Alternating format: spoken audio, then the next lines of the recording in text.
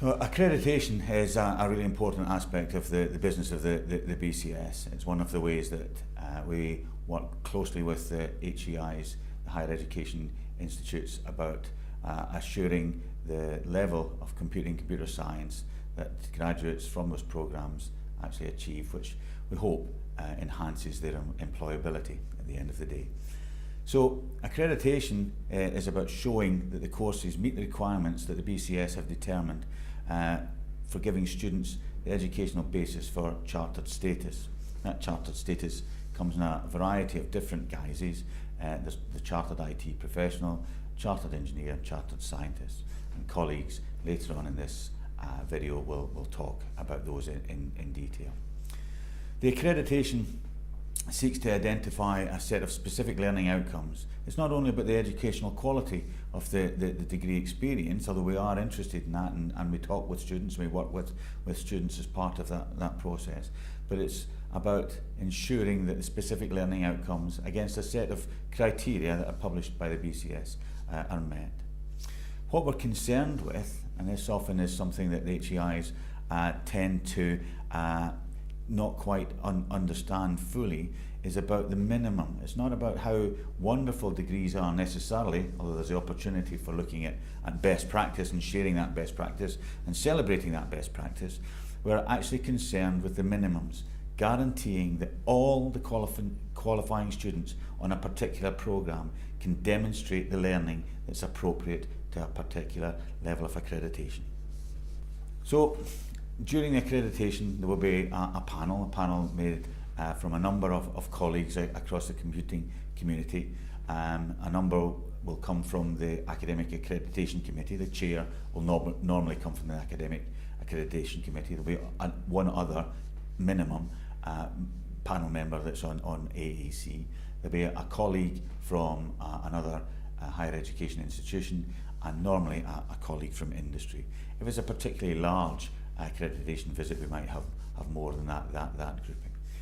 We will be supported by the BCS Secretariat, who will take notes throughout the day. And what the panel is trying to do is to check that the department has the capacity and the necessary resource and processes in place to deliver the appropriate degrees. So we might look at the library, we might look at your computing resources, we might look at the CVs of academic colleagues, a whole set of different things. These are specified in the guidelines for accreditation. What the panel is seeking to do is to verify that the degrees meet the appropriate learning outcomes for the accreditation that is sought.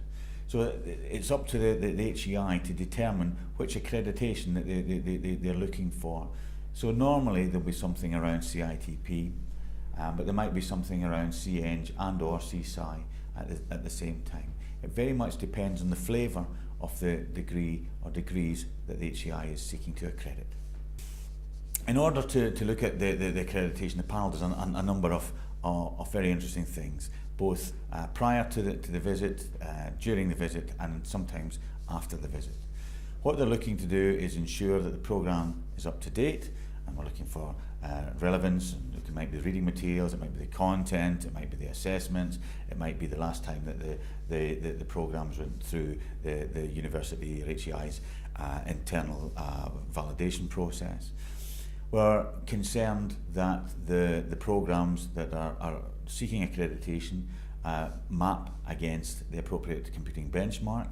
We're in an interesting place at the moment that the computing benchmark is just about to be re-released for undergraduate programmes, and the master's benchmark is in place. And the departmental reviews that base their findings on relevant benchmarks and involve appropriate external experts. What we normally mean by that is that there's some form of industrial input into the programme, either in design and or in delivery of the curriculum. Normally this is evidenced through an industrial advisory panel or an industrial advisory board or something of that ilk. But it's up to the HEI to show that the employers are involved in the design of the various degrees. Again, we think that this helps with employability at the end of the day. We also look at the detail from the external examiners, the external examiners being an external reference point, and make sure that the external examiners are looking at the quality of the assessment and how that contributes to the degree, but also how that relates to the benchmark. At a number of different levels, the accreditation seeks to map out or match the criteria from the BCS against what it is that the HEI is presenting. And one of the key ways of doing this is looking at programme learning outcomes and module learning outcomes, and to check that they suitably reflect the abilities and skills defined against the benchmark. It's also important, and most of the computing degrees that we will look at are like primary degrees, so with computer science or computing or whatever. But we're looking to ensure that there is sufficient computing content. And this comes into play when there's joint degrees or joint awards, or there's a computing with business or something of that ilk. Sometimes forensic computing programs maybe need to look at the amount of computing that's in there as opposed to forensic science. So when there are joint programs or combined programs, then we look to ensure that there is sufficient computing content.